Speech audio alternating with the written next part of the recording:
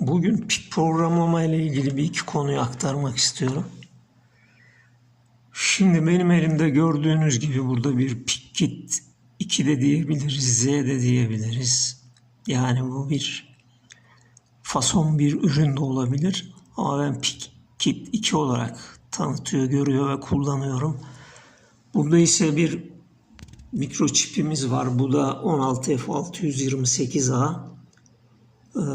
Bunun artı eksi ayaklarına, MC'lere yani reset ayağına ve 2 de data ayağına buradan çıkış alıyoruz. Eğer bu 16F877A bir mikroçip olsaydı mesela yine onun da artı ve eksisini bulacak MC'lere ve 2 de data ayaklarını bulup bağlantılarını bu şekilde yapacaktık. Şimdi bize buna yazılım yükleyebilmem için interface denilen arayüz programlarımız var. Bunlardan bir tanesi burada gördüğünüz MPLAB. Ben IDE kullanıyorum, eski sürümdür. Ve bir C programlama dili yükledim. Bir de bu ikisini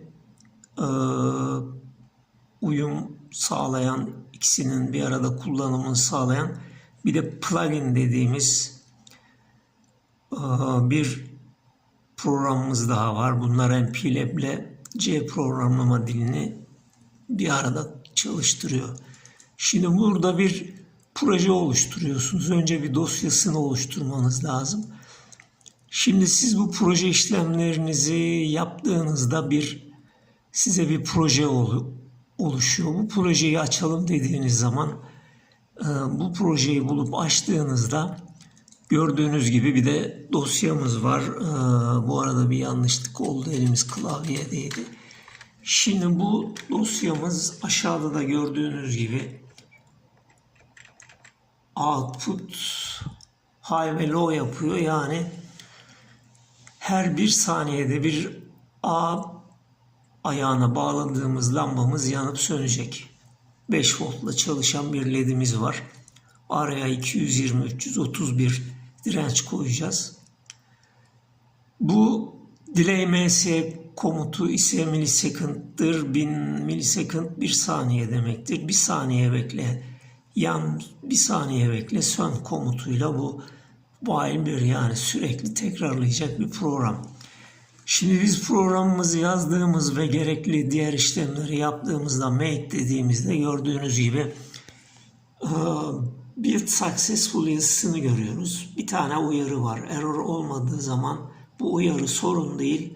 O da diyor ki zaten kondisyon her zaman true, yani hep devamlı aynı işi yapacak. O konuda sizi uyarıyor. Önemli bu uyarı değil. Neticede build succeeded ya da successful aldığımız zaman biz bu işimizin yapılmış olduğunu, projemizin çalışacağını görüyoruz. Hex kodumuz hazırlanmış demektir. Şimdi yalnız burada kullandığımız mikroçip 16F628A sağlıklı ve sağlam mı? Bir de onu görelim. Şimdi biz buradan select programcıdan seçeceğimiz PikKit 2 bizim, onu seçtiğimiz zaman da gördüğünüz gibi 628A'yı buldum diyor. Tamam diyor, sizin bıraktığınız yerde 628A var, ben de onu görüyorum. PikKit 2 hazırdır. Şu anda yükleme işlemini yapabilirsiniz diyor. Şimdi şurada gördüğünüz yerlerden de bunun içindeki önceki yazılımı silip buradan da target device dedi, yani hedef device'a biz bunu programlayabiliyoruz. Şimdi burada bazı arkadaşlarımız bunu götürüp işte programlayıp bu yan sön işini yapan bir devreye koyduğumuzu düşünün. O devre üzerindeyken bazı arkadaşlarımız, tamir işini çok iyi yapan, benden iyi yapan arkadaşlarımız, yazılım çöktü filan diyorlar.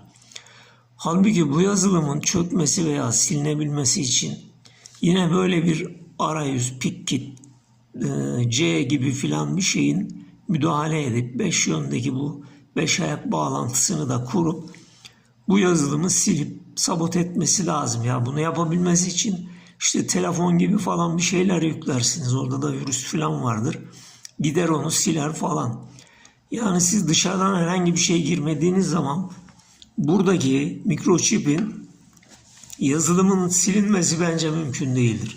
Sadece bu şeyin ayakları vesaire çok hassas bir yapı olduğu için işte statik elektrik şu bu filan, yanlış voltaj vesaire, bundan etkilenip bozulduğu zaman tabii buradaki mikroçipimiz de çalışmayacaktır.